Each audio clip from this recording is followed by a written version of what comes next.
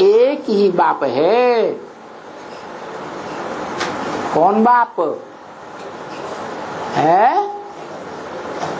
मनुष्य सृष्टि का बाप। अव्वल नंबर धर्म की भी स्थापना करता है, जिसे आदिदेव कहा जाता है। जैनियों में आदिनाथ कहते हैं, मुसलमानों में आदम कहते हैं, क्रिश्चियंस में एडम कहा गया। मनुष्य सृष्टि का आदि पुरुष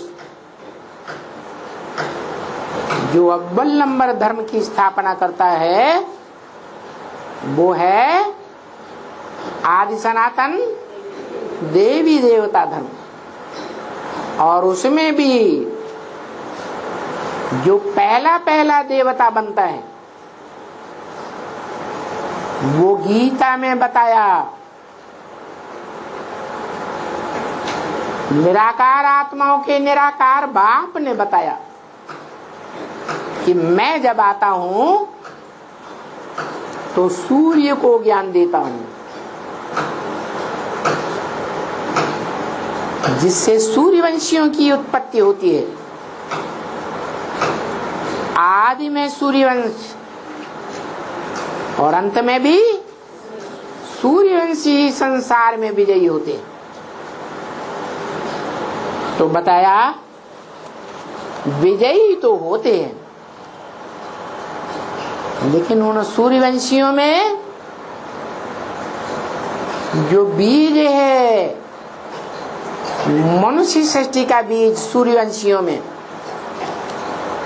उसका पहला पहला पार्ट क्या है? प्रैक्टिकल में है क्या पार्ट है? अरे जो गाते हैं, क्या गाते हैं? त्वमेव माता का नाम पहले। क्योंकि जो आत्माओं का बाप है, आत्मा माने पुरुष, शरीर रूपी पुरी में शयन करने वाला, वो परम पुरुष जिसका नाम शिव है, आत्मा का, उस परम पुरुष को नई सृष्टि बनाने के लिए क्या चाहिए? है माता चाहिए। वो स्वयं निराकार है, क्योंकि आत्माएं होती ही निराकार हैं। बीज हैं, बीज सूक्ष्म होता है, बीज को धरणी चाहिए, धरणी को माता कहा जाता है। तो जिस अव्वल नंबर धरणी में आता है, उसी के लिए गीता में कहा है अर्जुन से, इदं शरीरम कौन्तेय, हे कौन्तेय अर्जुन, तेरा ये जो शरीर रूपी रथ है, क्षेत्रम मित्यभिधीयते, ये क्षेत्र है। क्षेत्र माने धरणी। कैसी धरणी है? धर्म क्षेत्र, कुरुक्षेत्र, कर्मों का क्षेत्र। कैसा कुरुक्षेत्र? ये ऐसा अविनाशी कुरुक्षेत्र है,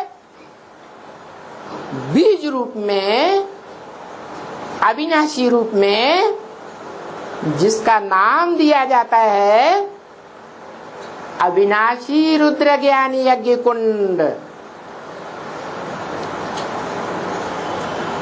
कैसा कुंड? अविनाशी ज्ञान है। ज्ञान का जो रचयिता है साकार में, प्रैक्टिकल में पार्ट बजाने वाला, क्योंकि निराकार त्रिकालदर्शी को कहता है, क्या कहता है? मैं त्रिकालदर्शी तो हूं, लेकिन मास्टर त्रिकालदर्शी नहीं हूं। मास्टर माने प्रैक्टिकल में करने वाला, क्योंकि उसको प्रैक्टिकल में करने के लिए इंद्रियां ही नहीं है, शरीर ही नहीं है। तो जिस मुकर्रर रथ में आता है उस रथ के द्वारा बोला, ये जो रथ है धर्म का क्षेत्र है, कर्म का क्षेत्र है। जो भी दुनिया में धर्म है और उन धर्मों के आधार पर दुनिया में जो भी कर्म कांड अलग अलग रचे जाते हैं हर धर्म में, उन कर्म कांडों को लेकर सारे धर्मावलंबी आपस में लड़ते हैं। वाइब्रेशन का युद्ध है, वाचा का युद्ध है, कर्म इंद्रियों का युद्ध है, हर प्रकार का युद्ध चलता है। और बड़े से बड़े युद्ध का नाम महाभारत युद्ध है। ये महाभारत नाम क्यों पड़ा? क्योंकि ये महाभारत युद्ध भारत से निकलता है। कहां से निकलता? भारत से। और भारत में भी दो रूप हैं। भारत माता तो प्रसिद्ध है, लेकिन विधवा है क्या? है? भारत माता विधवा है? नहीं, सधवा है। वो बाप निराकारी स्टेज वाला है, इन आंखों से देखने में नहीं आता। जिस धर्म पिता में अव्वल नंबर धर्म पिता में वो अव्वल नंबर बाप प्रवेश करता है, आत्माओं का बाप, बापों का बाप, वो धर्म पिता भी निराकार है। और जिसमें प्रवेश करता है वो साकार है या निराकार है? पहले पहले साकार। आत्मिक स्टेज से निराकार तो नहीं होता, होता है आरंभ में, है साकार होता है। तो कोई भी बाप को फिदा होना है, नई सृष्टि रूपी परिवार रचने के लिए, तो देह पर फिदा होता है या आत्मा पर फिदा होता है? देह पर फिदा होता है। जिस पर फिदा होता है उसे माता कहा जाता है, माशूक कहा जाता है। माशूक के पीछे आशिक दौड़ता है और उस माशूक पर अपनी सारी शक्तियां तिरोहित कर देता है। तन की शक्ति, धन की शक्ति, मन के संकल्पों की शक्ति, एड़ी से लेकर चोटी तक की पावर माता को अर्पण करता है। तो वो जो परम पुरुष है, कौन कौन है परम पुरुष? शिव बाप। वो भी माता को ढूंढता है, उसे तन चाहिए, और जिस तन का आधार लेता है उसके लिए कहता है ये भाग्यशाली रथ है। इस रथ के आधार पर आत्मा है जो पार्ट बजाने वाली हैं वो भाग्यशाली बनती हैं, और इस रथ के आधार पर ही दुर्भाग्यशाली बनती है। क्या कहा?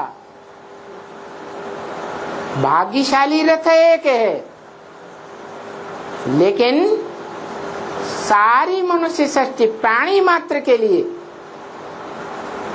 भाग्यशाली और दुर्भाग्यशाली बनाने का आधार कौन बनता है? कौन है आधार रूपा जड़? कौन है वो माता धरणी?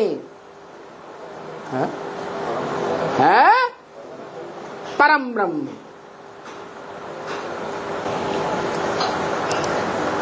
तो वो परम ब्रह्म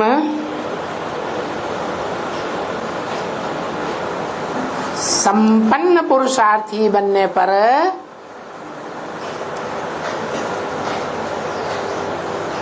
इस मनुष्य सृष्टि में पहले पहले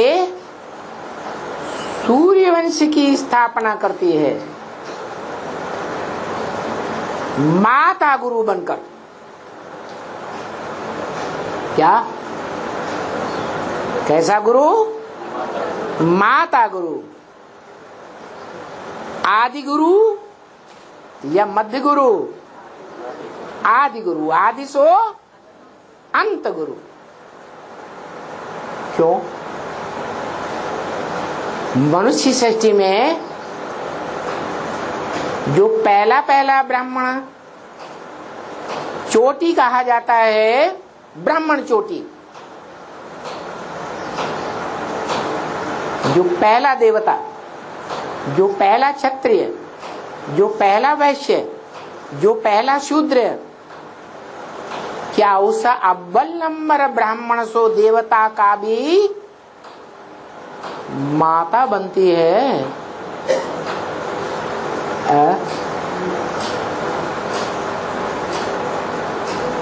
अरे उस पहले ब्राह्मण की कोई माता है या नहीं? कौन है? जगदम्बा परम ब्रह्म है। परम ब्रह्म नहीं, लेकिन परम ब्रह्म की माता है। परम ब्रह्म नहीं, लेकिन परम ब्रह्म की माता है। परम ब्रह्म नहीं है, आदि ब्रह्मा नहीं है, आदि माता नहीं है। क्यों? आदि तो सतो प्रधान को कहा जाता है और तमो प्रधान को अंत कहा जाता है।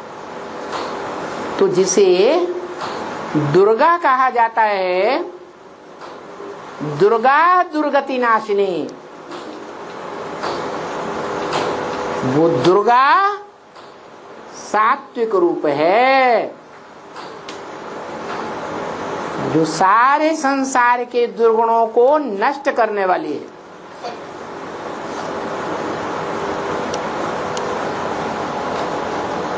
वो साकार होगी या निराकार होगी?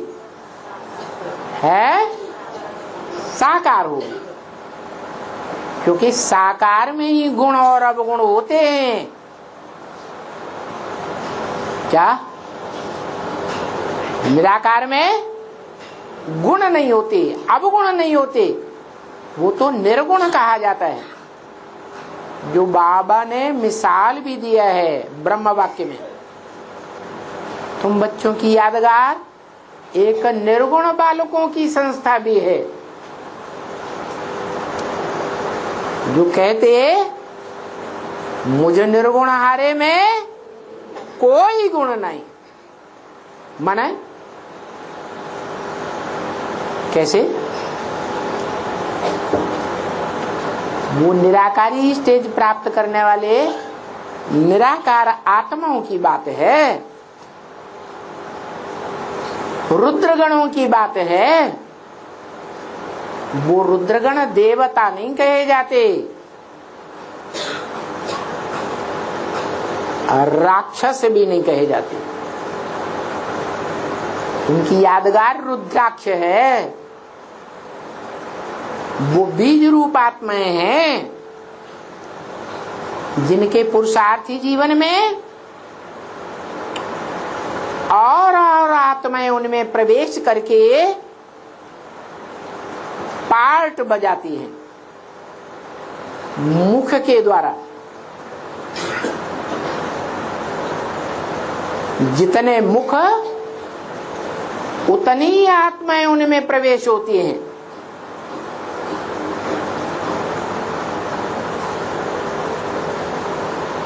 और वो मुख यादगार हैं, अपने अपने तरीके का ज्ञान सुनाने के लिए। कोई में कम मुख होते हैं रुद्राक्ष में, और कोई में ज्यादा मुख होते हैं।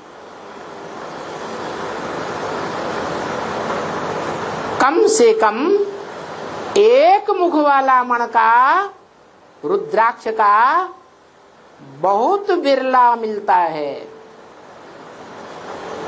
बहुत मुश्किल से ढूंढने में मिलता है। वो किसकी यादगार है?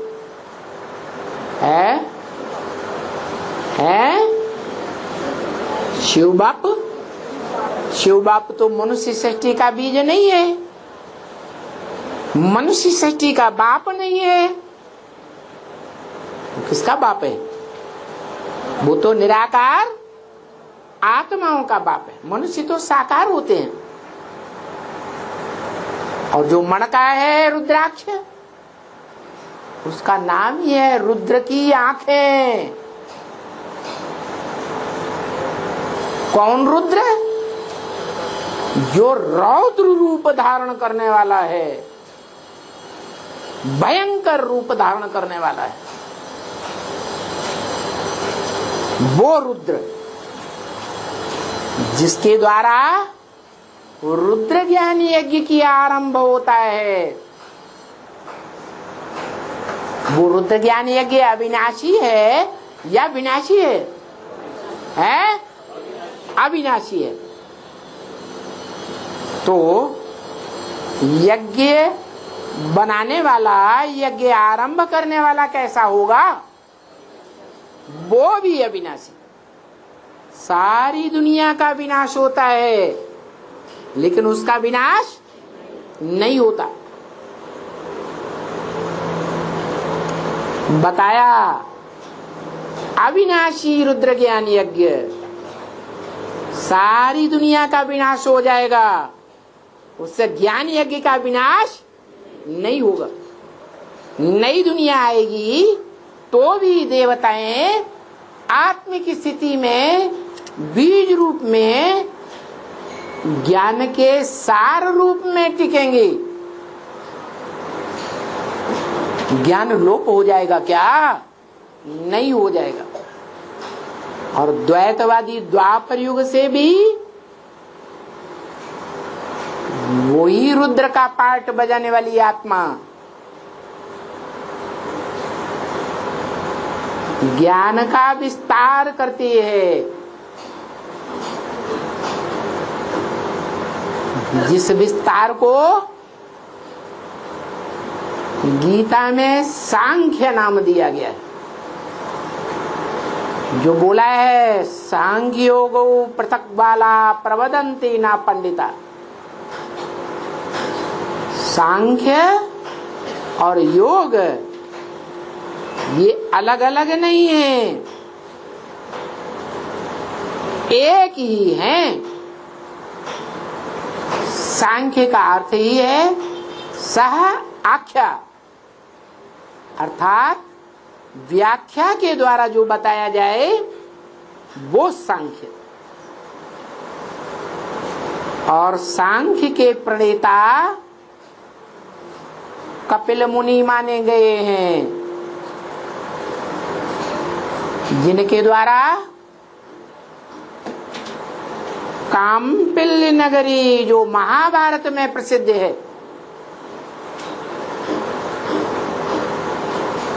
उस नगरी की स्थापना हुई, या कहें उनके नाम पर उस नगरी बसाई गई,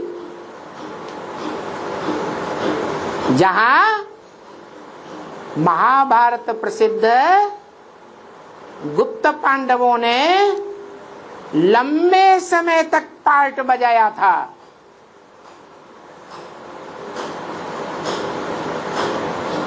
वो कहां की यादगार है? शास्त्रों में है। जो काम्पिल्य नगर में पांडवों ने गुप्तवास किया लंबे समय तक। वो कहाँ की यादगार है? कौन से समय की यादगार है? संगम युग में ब्राह्मणों ने गुप्त रह करके वहां पार्ट बजाया था, लंबे समय तक पार्ट बजाया, जहां से कौन सी आत्मा प्रत्यक्ष होती है? जो निमित्त बनती है महाभारत युद्ध के लिए। द्रौपदी, ध्रुवपदी, जिसका पद ध्रुव है, उसके पद को कोई नष्ट नहीं कर सकता। कौन है वो ध्रुवपदी? है? अरे हाँ, जिसे जगत जननी कहा जाता है। वो जग जननी के दो रूप हैं। सात्विक रूप, जिसे महागौरी कहते हैं, पहले पहले जिसकी पूजा होती है नवरात्रों में, और अंतिम तामसी रूप कलयुग के अंत का, क्या कहते हैं? महाकाली।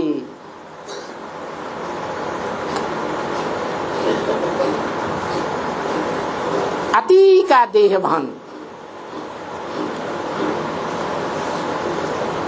तो दो रूपों में एक रूप है बुद्धि की देवी। कौन गाई हुई है? जिसका नाम है जगदम्बा सरस्वती।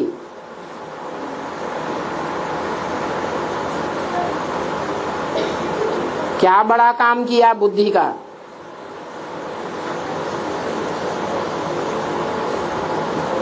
बुद्धि का काम है, जो भी मनन चिंतन मंथन किया हुआ है, जो भी संकल्प विकल्प किया हुआ है, उसमें श्रेष्ठते श्रेष्ठ क्या है?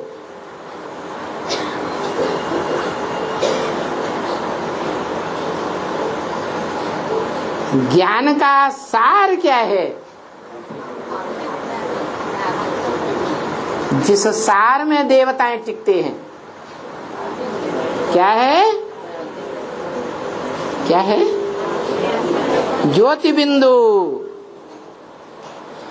और जो बिंदु रूप आत्माएं हैं, जिन्हें गीता में कहा गया है अणोअणियांसम, अणु से भी अणु, अति सूक्ष्म।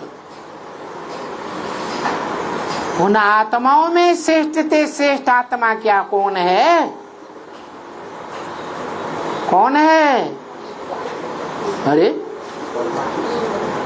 आत्माओं का बाप।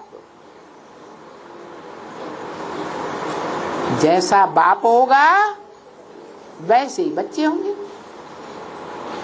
जो बच्चों का रूप, वो ही बाप का रूप होना चाहिए। सांप लंबा तो बच्चे भी लंबे,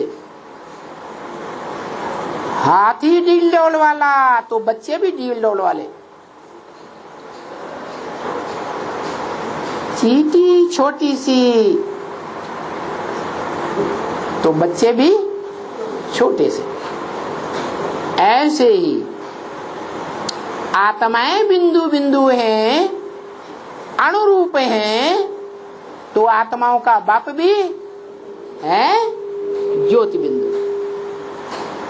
नहीं तो पहले रुद्र ज्ञान यज्ञ जब आरंभ हुआ तो लाल लाइट के गोले को याद करते थे। किसको याद करते थे? हैं? बड़ा रूप याद करते थे या सूक्ष्म को याद करते थे? हैं? बड़ा रूप, उसी को बाप समझते थे। क्यों? रुद्र ज्ञान यज्ञ कुंड जब आरंभ हुआ तो बड़े रूप को बाप क्यों समझते थे? है? आत्माएं अति सूक्ष्म ज्योति बिंदु, इनकी यादगार में माताएं आज भी बिंदी लगाती हैं भारत में, भ्रकुटी के मध्य में। तो ये परंपरा को चलाने वाले ऋषि मुनि जानते थे ना कि आत्मा सूक्ष्म है, ज्योति बिंदु है, भ्रकुटी के मध्य में है, जो गीता में लिखा हुआ भी है, भ्रवोर मध्य प्राणम आवेश सम्यक। जब प्राण छूटे तो भ्रकुटी के मध्य में भली प्रकार आत्मा को याद करना चाहिए।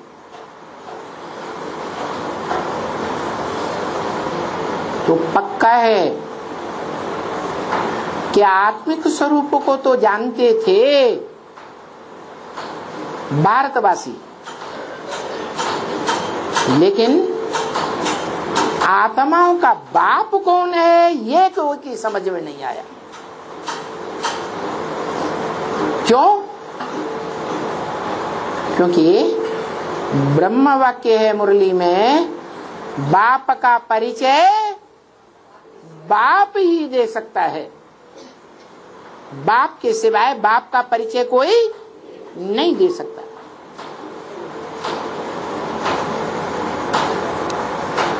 तो पहला बाप का परिचय किसने दिया?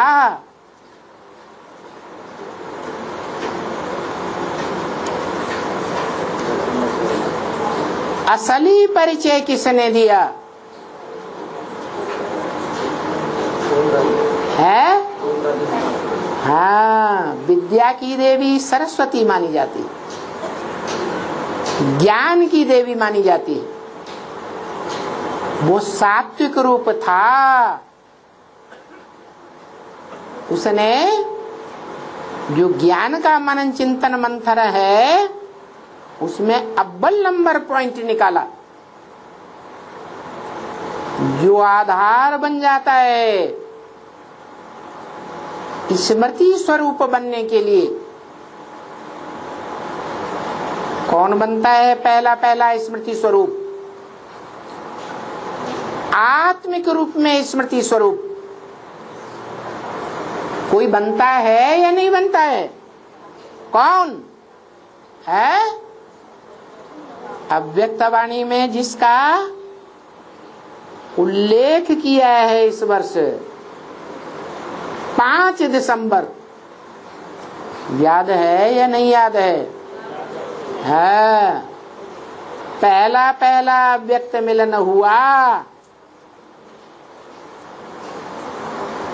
आत्माओं के बाप शिव और मनुष्य आत्माओं के बाप प्रजापिता वाली आत्मा का 5 दिसंबर है असली स्मृति दिवस। आत्मिक रूप में आत्माओं का बाप और आत्मा भाई भाइयों में बड़ा भाई कौन? बाप का बड़ा बच्चा। दोनों का पहली बार मेल हुआ 5 दिसंबर।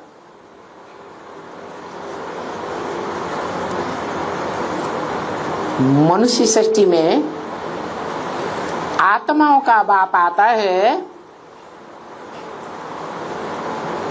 तो पहले कौन परिचय लेता है?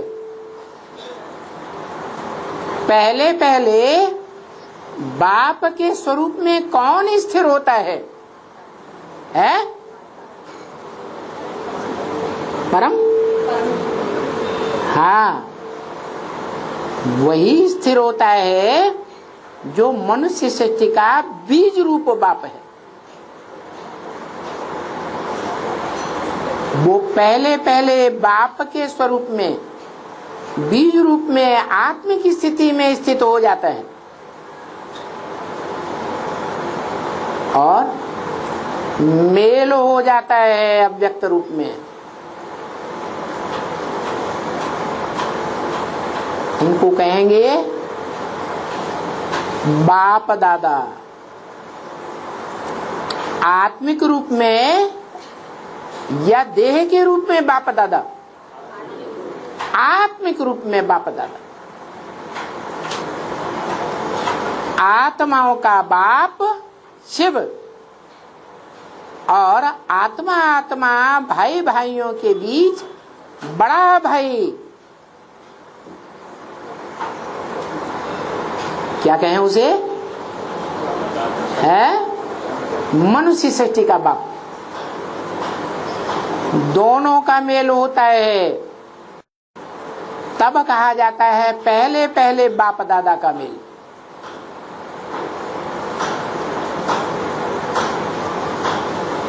और जो मनाया गया लंबे समय तक देहधारियों का मिलन बाप दादा के रूप में,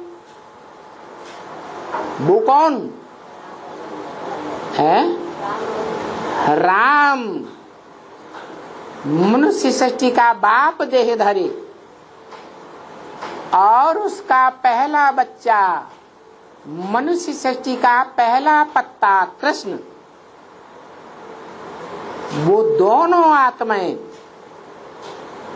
बाप और दादा के रूप में समझी गई। तो असली बाप दादा कौन हुए? है असली बाप दादा शिव बाप और मनुष्य सृष्टि का बाप।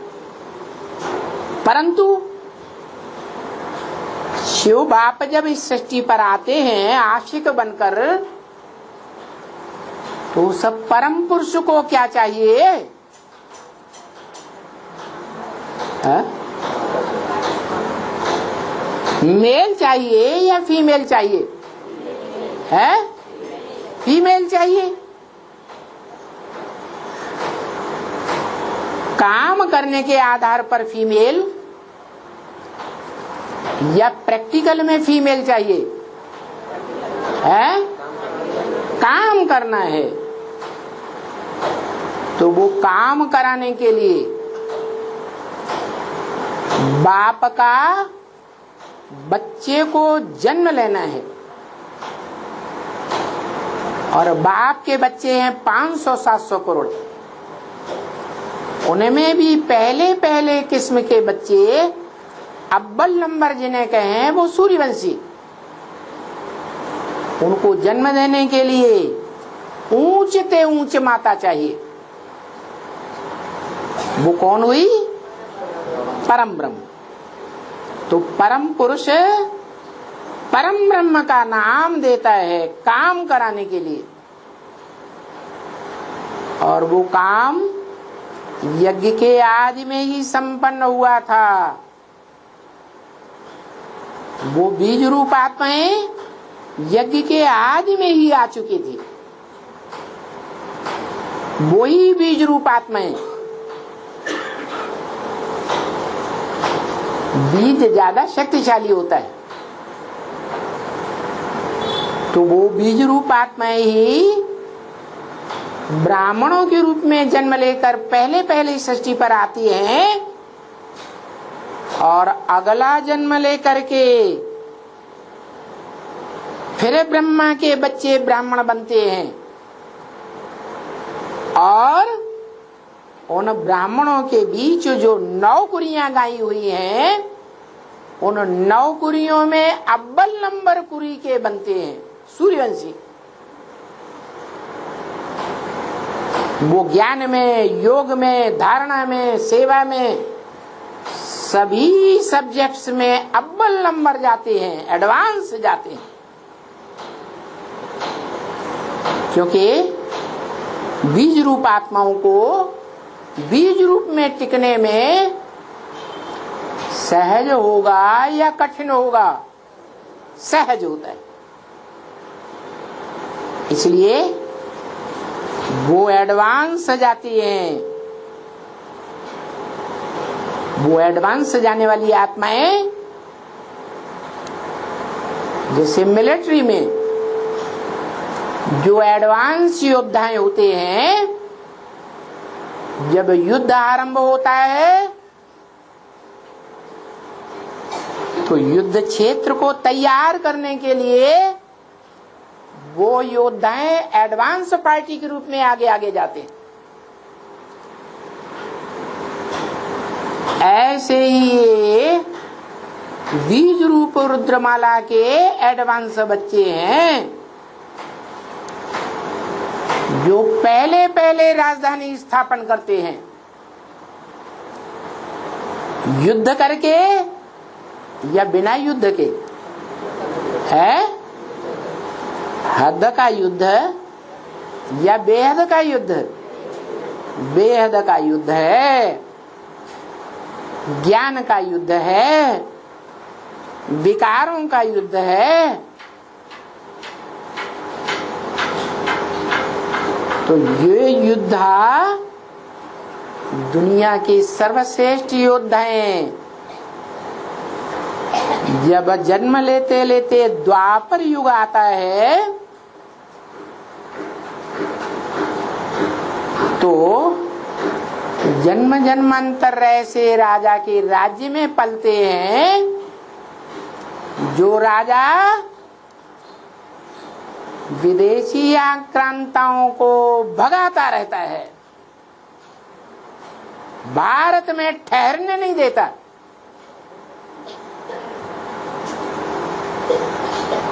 द्वापर के आदि से लेकर के अंत तक युद्ध में रत रहता है।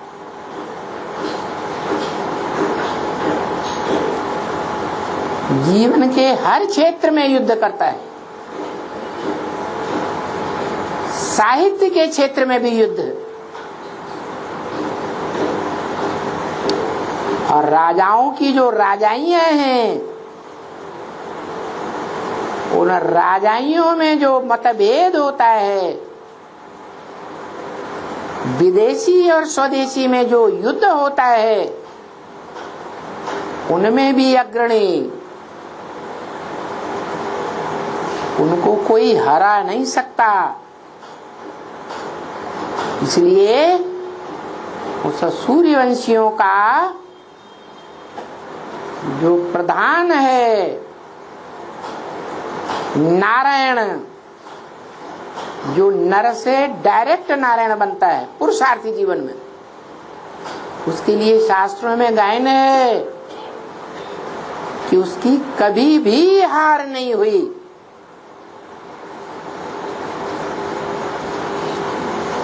विजय तुम्हारा जन्म सिद्ध अधिकार है। तो जब से जन्म लेता है, जब से बाप का बच्चा बनता है, निश्चय बुद्धि रूपी जन्म लेता है,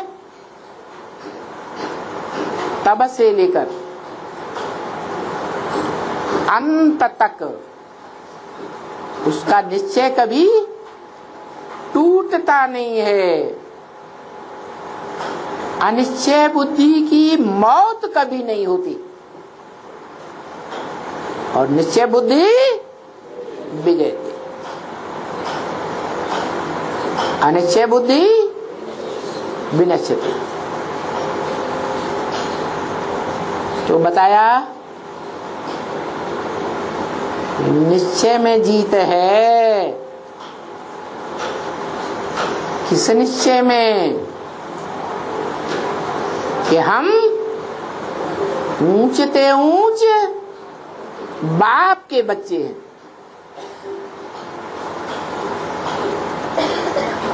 दुनिया में धर्म पिताएं नंबर 12 आए हैं, वो धर्म भी इस दुनिया में नंबरवार पनपते हैं।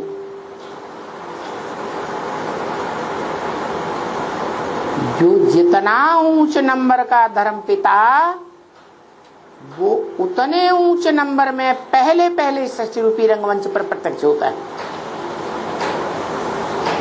तो सबसे पहला धर्म पिता है अल्लाह वल्दीन,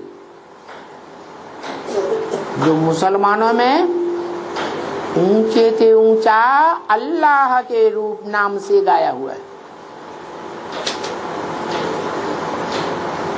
आज भी मुसलमान उसे राम अल्लाह के नाम से मानते हैं और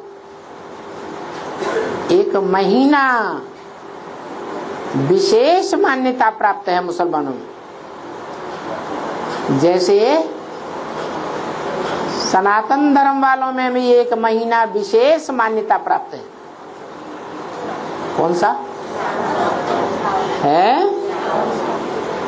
नहीं, पुरुषोत्तम मास। ऐसे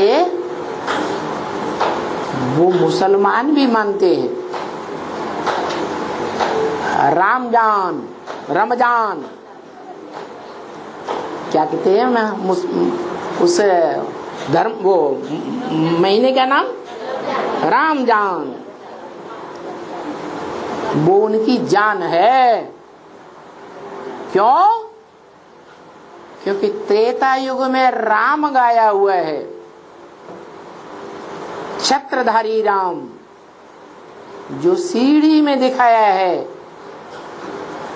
नारायण को छत्र नहीं दिखाते हैं क्या? छत्र छाया में रहने वाला कौन राजा? त्रेता का राम। किसकी छत्र छाया में रहता है?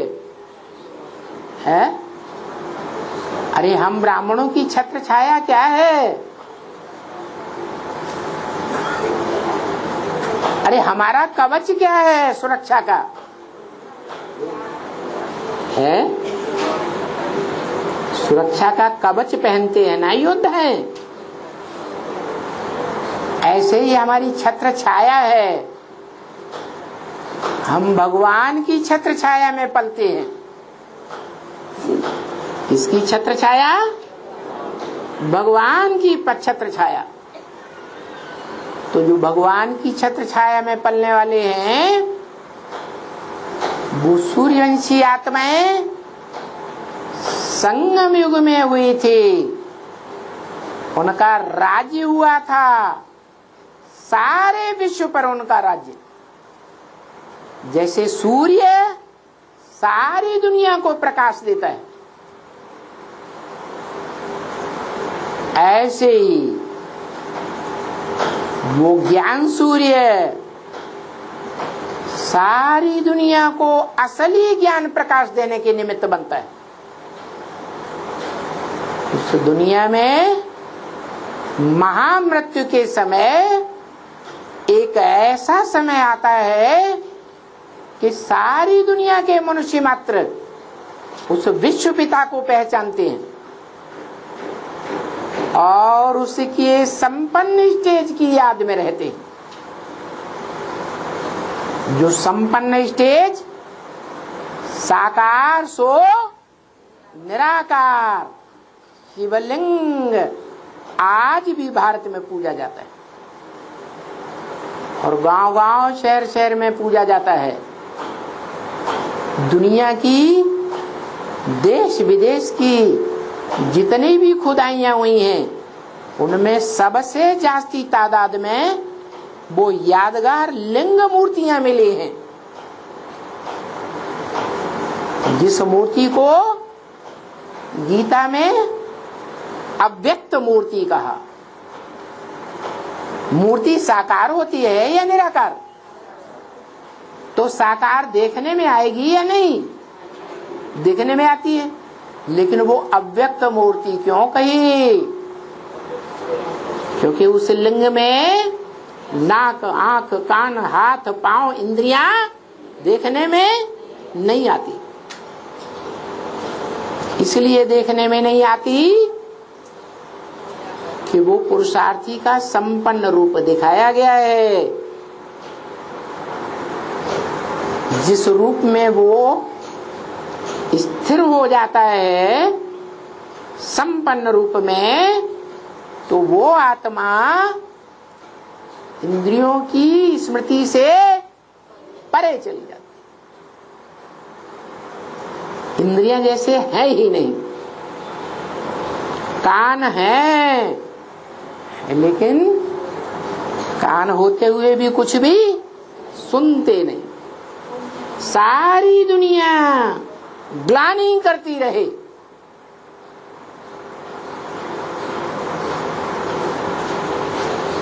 उस अवतार का गायन भी है। क्या है? कलंकीधर। दुनिया के सारे ही दिए हुए कलंकों को धारण कर लेती है। किसी का कोई अपोजिशन नहीं। उन कलंकों का, उन ग्लानियों का उस आत्मा के ऊपर कोई असर नहीं होता। इसलिए उस स्टेज का गायन है, कान है, लेकिन होते हुए भी जैसे नहीं है। आंखें हैं, लेकिन देखते हुए भी नहीं देखता। सभी इंद्रियों का यही हाल है, चाहे ज्ञान इंद्रियां हो, चाहे कर्म इंद्रियां हो। उन इंद्रियों से कर्म करते हुए भी उस कर्म फल की प्राप्ति नहीं करता, क्योंकि इंद्रियों से सुख लेता ही नहीं।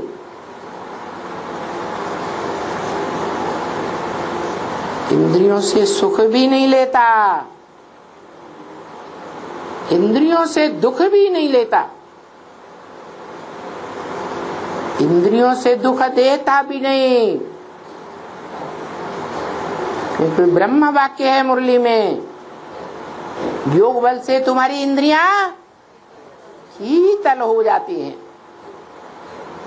जो शीतल इंद्रियां हैं वो दुखदाई नहीं हो सकती। तो दुख देता भी नहीं, दुख लेता भी नहीं। सुख दुख से परे की स्टेज धारण करता है। वो कौन है? कौन सी आत्मा है जो पुरुषार्थी जीवन में पहले पहले सुख दुख से परे चली जाती है? कौन है? आत्माओं का बाप। हाँ, मनुष्य शरीरधारियों का बाप, मनुष्यों का बाप है, आदि पुरुष है, जिसको जन्म लेते हुए किसी ने नहीं देखा। उसके माँ बाप को कोई नहीं जानता, उसके टीचर को, साकार को कोई नहीं जानता। उसकी मृत्यु कब होती है कोई नहीं जानता। वो मृत्यु पर जीत पाने वाला कहा जाता है। उसके नाम से भक्ति मार्ग में मृत्युंजय मंत्र जपते हैं, और वो भक्त भावना का भाड़ा भी लेते हैं। मरते मरते आदमी जिंदा हो जाता है। ऐसा प्रभाव होता है मृत्युंजय महामंत्र का। तो देखो,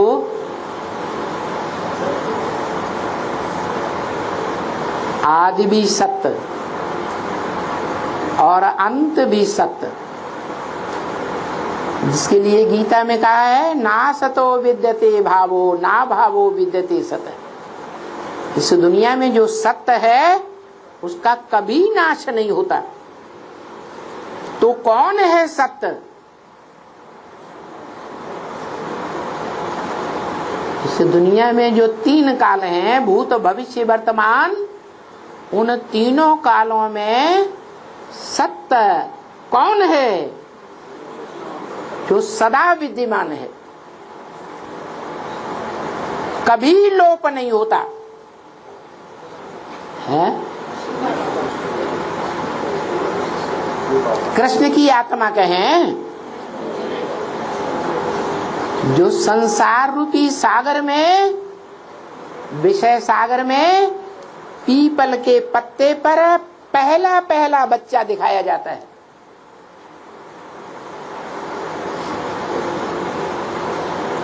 उसको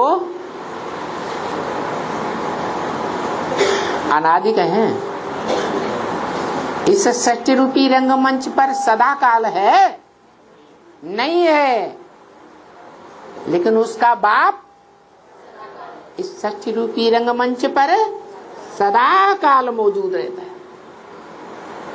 ये इब्राहिम, ये बुद्ध, ये क्राइस्ट, कोई भी धर्म पिताएं, उनके कोई भी धर्मखंड इस दुनिया में अविनाशी नहीं रहते। सब समुद्र के गर्त में समाये हुए थे। ऑस्ट्रेलिया 300-350 साल वर्ष पहले मनुष्य के मस्तिष्क पटल पर भी नहीं थी। अमेरिका की इजाद कोलंबस ने की, 500 साल पहले कोई जानता भी नहीं था दुनिया में कि अमेरिका नाम का कोई महाद्वीप होता है।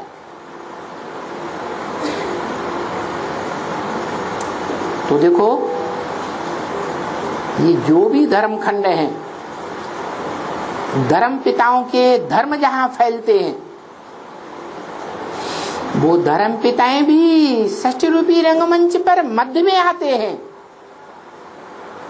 बीच में ही आते हैं और पहले ही लोप हो जाते हैं।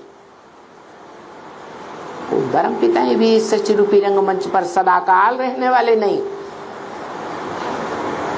परंतु उन धर्म पिताओं का भी जो बाप है,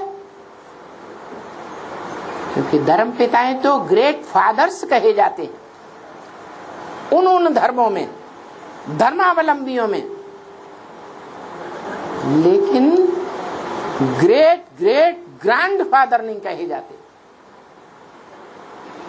उन धर्म पिताओं का भी वो बाप है जो सृष्टि रूपी रंगमंच पर सदा काल रहता है, सदा सत्य है, कभी लोप नहीं होता। और वो बाप है या माता है या माता पिता दोनों है,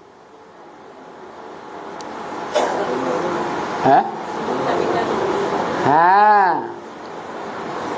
यादगार मंदिर, शिव के मंदिर में कोई भी भक्त जाएंगे तो हाथ जोड़कर बोलेंगे, त्वमेव माता च पिता त्वमेव, तू एक ही मेरी माता है, एक ही मेरा पिता है।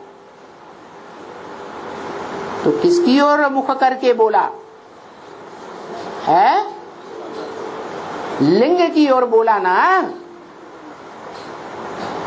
एक को बोला या दो को बोला है?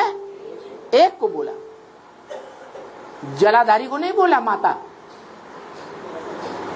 है।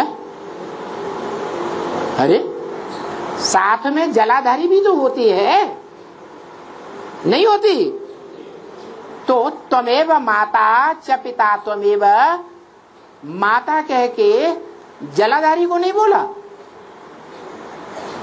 अरे बोलो ना। नहीं बोला, क्यों? कैसे? क्योंकि संस्कृत में त्वम एक को कहा जाता है। तू माने त्वम, त्वम युवाम तुम दोनों, यूयम तुम सब, तुम ही हो माता पिता, तुम ही हो। तुम ही का मतलब है एक, दो पर्सनालिटी नहीं है कि एक मेल हो और दूसरा फीमेल हो, नहीं। एक ही शिवलिंग के लिए बोला जाता है कि बिंदु रूप जो निराकार बीज है वो हमारा बाप है, और जो बड़ा रूप है 5 तत्वों का बना हुआ ऐसा शरीर जो कभी भी इस रंगमंच पर लोप नहीं होता। वो 5 तत्वों का भी सार है।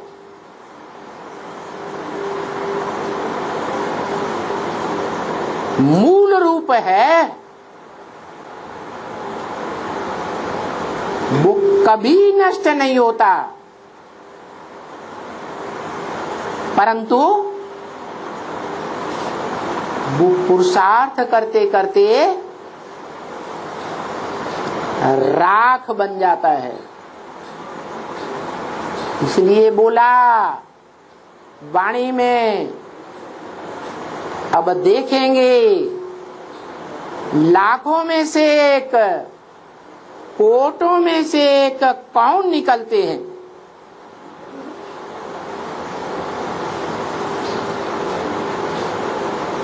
और कौन अपन को राख बनाते हैं।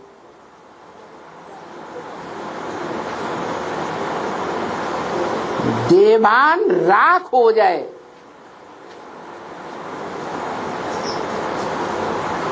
नाम निशान खत्म हो जाए,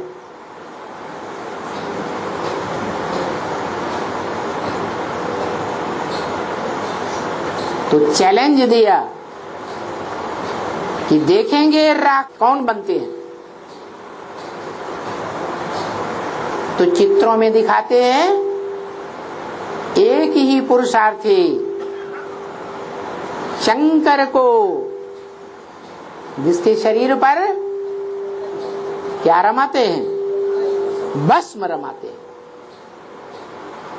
वो भस्म रमाने की बात नहीं है, ऐसी याद की स्टेज में टिकने की बात है,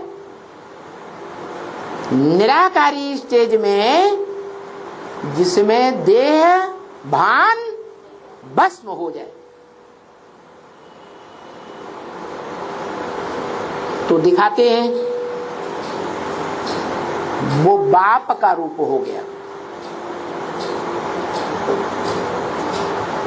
पुरुष निराकारी होते हैं और माता साकारी होती है।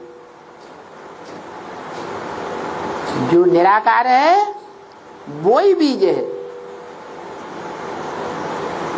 तो वो बीज को साकार धरने का आधार चाहिए।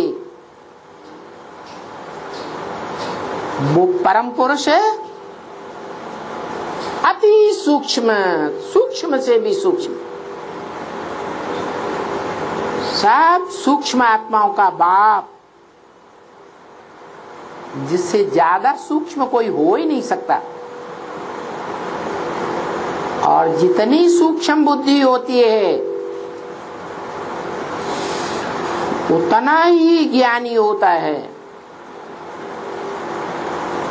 मोटी बुद्धि उसको कहते हैं भैंस बुद्धि। इसलिए गीता में बोला कि ज्ञान के समान पवित्र इस संसार में कुछ भी नहीं है। कौन सा ज्ञान?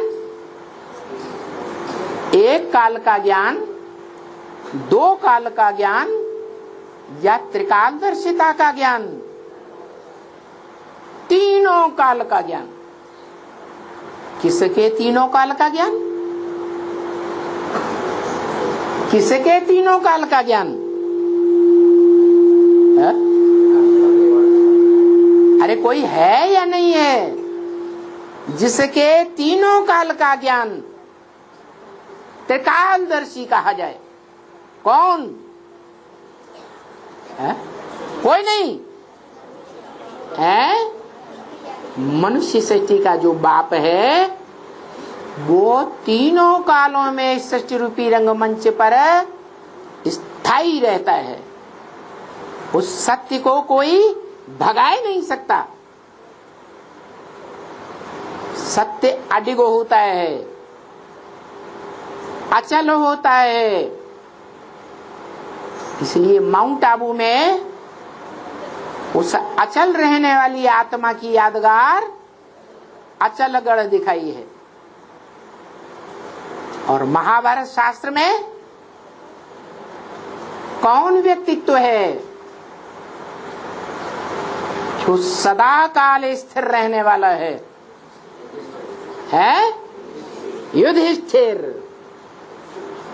युद्ध में स्थिर रहने वाला है, चलायमान होने वाला नहीं। क्योंकि अब बड़े से बड़ा बम फूटने वाला है। दुनिया का सबसे बड़ा बम कौन सा बताया? परमात्मा प्रत्यक्षता बम, परमपिता प्रत्यक्षता बम नहीं।